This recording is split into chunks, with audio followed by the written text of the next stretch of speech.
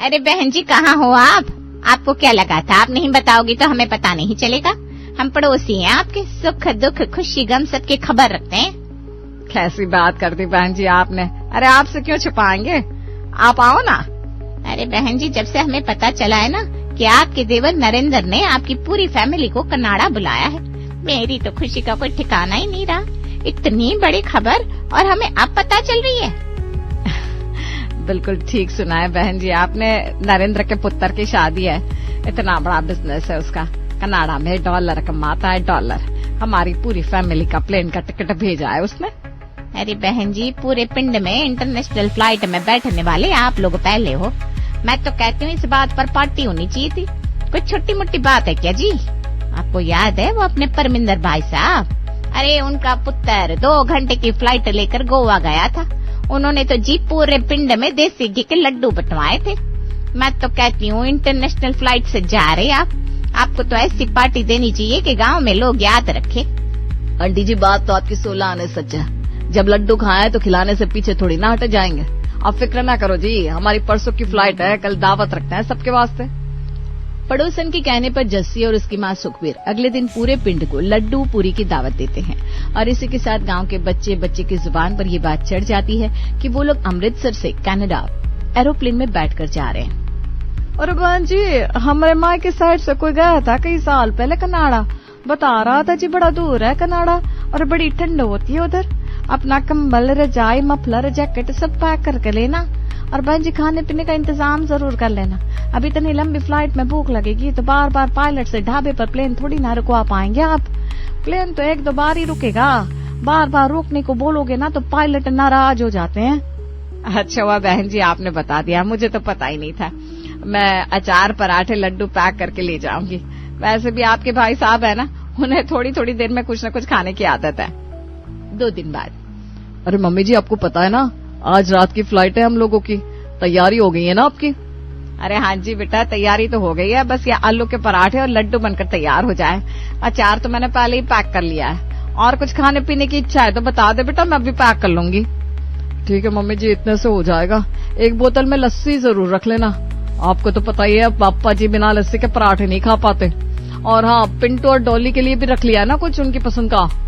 हाँ बेटा सबके लिए पैक कर लिया है, तू चिंता ना कर। पूरे परिवार के लिए खाना पैक करने के बाद सुखबीर फाइनली एयरपोर्ट के लिए रवाना हो जाती है। प्लेन में एयर होस्टेस उन्हें उनकी सीट पर बैठने के लिए कहती है। अरे मम्मी जी कहाँ रह गए आप? इतना बड़ा हवाई जहाज है, मैंने अकेले नहीं बैठना यहाँ। पिंटू के पापा को भी इधर भेजो। और मेरा पिंटू पुत्र कहाँ रह गया? अरे बहू पिंटू जस्सी दोनों मेरे साथ बैठे हैं और डोली अपने दादा के साथ पीछे बैठी हुई है। मम्मी जी ऐसे कैसे चलेगा? अरे आप बात करो ना एयर होस्टेस से, कुछ पैसे देकर अपनी सीट मेरे पास ही करवा लो ना प्लीज। अरे तू चिंता ना कर बेटा, मैं बात करती हूँ।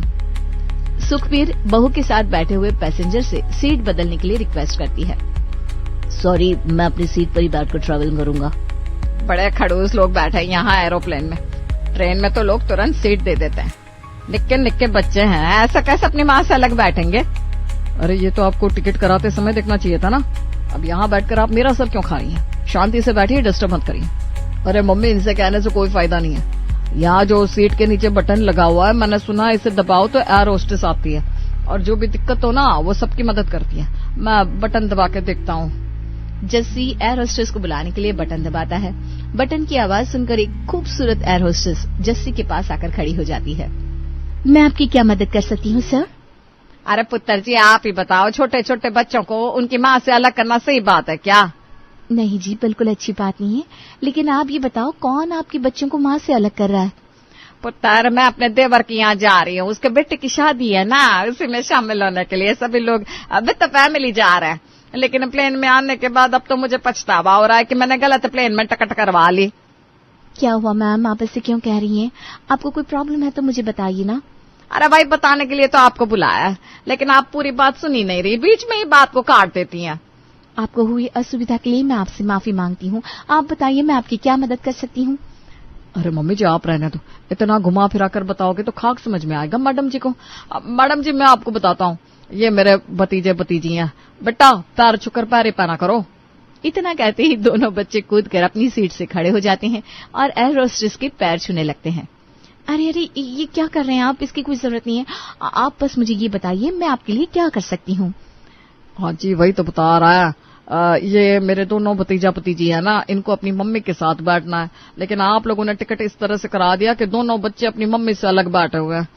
अब आप एक बात बताओ जी, इतना पैसा खर्च करके कन्नाड़ा जा रहे हैं हम लोग, पूरा परिवार एक साथ नहीं बैठेगा तो सफर में मजा कैसे आएगा? अगर सब अलग अलग ही बैठ कर जाएंगे तो विद फैमिली जाने वाली बात कहाँ रह जाएगी। और वैसे भी ना ये बीजी है ना, बीजी मतलब मेरी दादी, इनको ना थोड़ा कम सुनाई देता है। अब अकेले उधर बैठी हुई परेशान हो रही एज बिचारी। आपके प्लेन में बैठे हुए पैसेंजर तो हमारी बात सुनने के लिए तैयार ना है। हमने उन्हें समझाने की बहुत कोशिश की थी कि हमारी पूरी फैमिली को एक साथ बैठने दो, लेकिन कोई अपनी सीट छोड़ने को तैयार नहीं है।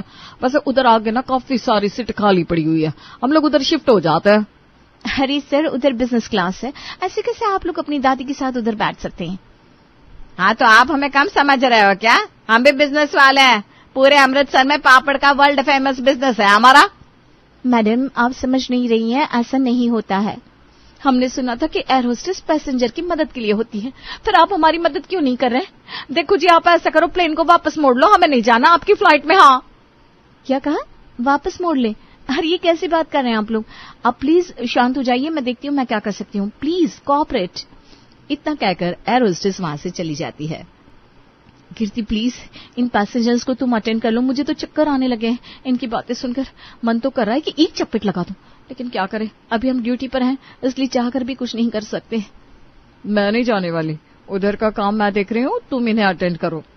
दोनों एयर होस्टेस आपस में बातें कर रही थी, तभी बैल की आवाज सुनाई देती है। फिर से वही है, तुम जाओ सॉर्ट आउट करो। गुस्से को दबाते हुए श्रुति वापस से जस्सी के पास जाकर खड़ी हो जाती है। हेल्प करने का प्रॉमिस करके गए थे, आप तो वापस ही नहीं आए मैडम जी। अब आप बताओ, आप कुछ करने वाले हो या हम लोग खुद ही जाकर उधर बैठ जाए? एयर होस्टेस पीछे की रो में बैठे हुए कुछ पैसेंजर्स से रिक्वेस्ट करके सीट चेंज करने के लिए कहती है। एयर होस्टेस के रिक्वेस्ट करने पर पैसेंजर मान जाते हैं और सुखबीर की फैमिली को एक साथ बैठने के लिए जगह दे देते हैं। आपने साबित कर दिया बहन जी कि दुनिया में अभी भी अच्छे लोग हैं। अरे बच्चों पैर ही पाना करो आंटी अंकल जी को। अरे अपनी सीट बदली है उन्होंने हमारे लिए, और तुम यहाँ बैठकर मुंह देख रहे हो। माँ की इतना कहते ही दोनों बच्चे लपक कर अपनी सीट से उठ जाते हैं। अरे अरे ये क्या कर रहे हैं आप लोग, बार बार सीट से क्यों उठ जाते हैं? ये एरोप्लेन है, कोई बस नहीं है जिसमें आप लोग खड़े होकर ट्रैवल करोगे। आप अपनी सीट पर बैठे रहो प्लीज। सीट का मामला सेटल करने के बाद एयर होस्टेस श्रुति वापस अपनी कैबिन में चली जाती है। हो गया सब सेटल? अरे यार बस तू नाम मत ले इन लोगों का, दिमाग का दही करके रख दिया है इन्होंने। अब तो मेरी पेशेंस भी जवाब दे रही है। मैंने सब रेडी कर दिया है, पैसेंजर्स को चाय कॉफी सर्व करना स्टार्ट करते हैं। कीर्ति की बात सुनकर श्रुति ट्रॉली लेकर पैसेंजर्स की तरफ आने लगती है। देख रहे हैं मम्मी जी, आप फिर से आ रही है वो एयर होस्टेस। हाय कितनी सोहनी है ना मम्मी। आप ना मम्मी जी कुछ समझते ही नहीं हो, आपको कोई फिक्र ही नहीं है अपने पुत्र की शादी की। कुछ तो करो, आप इससे मेरी शादी की बात चलाओ ना। अरे बेटा अगर ऐसी बात थी तो मुझे पहले बताना चाहिए था ना, लाखों में एक है मेरा पुत्र, ऐसा हो ही नहीं सकता कि कोई लड़की तुझसे शादी करने के लिए इनकार कर दे। लेकिन बेटा तुझे भी ना थोड़े हाथ पैर चलाने पड़ेंगे, कुड़ी को लगना तो चाहिए कि मुंडे में बात है, तभी तो कुड़ी हाँ करेगी। माँ की बात सुनकर जस्सी एक बार फिर से बेल प्रेस कर देता है, जिसे सुनकर श्रुति फिर से उनके पास जाकर खड़ी होती है। क्या हुआ, आपको कुछ चाहिए था? नहीं जी मुझे कुछ नहीं चाहिए, और वैसे भी आप फिक्र ना करो जी, मुझे कुछ चाहिए होगा तो मैं खुद उठ कर ले लूंगा। वो तो आपसे मिलने का मन कर रहा था तो बस इसीलिए बेल बचा दी। कैसी बात कर रहे हैं आप, मेरे पास और भी काम होता है, ऐसी हरकत करके मेरा समय बर्बाद मत करिए। श्रुति इतना कहकर जाने लगती है। अरे आप भी ना कमाल करते हो जी, मैं समझ गया आपको सबको चाय पिलानी है, यही काम है ना। अरे आप फिक्र ना करो जी, आप मम्मी जी के साथ बैठकर बातें करो, सबको चाय कॉफी मैं पिला दूंगा। अरे ये क्या कर रहे हैं आप, ऐसे थोड़ी ना होता है। अरे मैंने बोला ना आप इत्थे बैठो, गल्ले करो जी मम्मी से। इतना कहकर जस्सी श्रुति को अपनी सीट पर बिठा देता है और उसकी ट्रॉली लेकर पैसेंजर्स के पास पहुंच जाता है। अरे पुत्र बैठना, ठीक तो कह रहा है जस्सी, कितनी देर से दौड़ भाग कर रही है तो थक गई होगी, और मेरा पुत्र चाय कॉफी खाना सब काम कर लेता है। और इतना ही नहीं, ये तो पैरों की मसाज भी ना बहुत अच्छी करता है। आप इतनी देर से खड़े हो, पांव तो दुख नहीं रहे पुत्र जी आपके। जस्सी की मां सुखबीर एयर होस्टेस को उसकी सीट से उठने ही नहीं दे रही थी, वहीं दूसरी ओर जस्सी भाग भाग के प्लेन में सबको चाय और कॉफी सर्व कर रहा था। किसी तरह सुखबीर से अपना हाथ छुड़ाकर श्रुति वापस अपनी ट्रॉली के पास जाती है और बड़ी मुश्किल से समझा बुझाकर जस्सी को वापस भेजती है। अरे कौन लोग हैं यार, कहाँ से आ गए? आज के जमाने में भी इतने डफर लोग होते हैं क्या? मुझे लग रहा है इतने कॉम्प्लिकेटेड लोग मैंने अपनी सर्विस में आज पहली बार देखे हैं। कुछ समझ में ही नहीं आता इनको।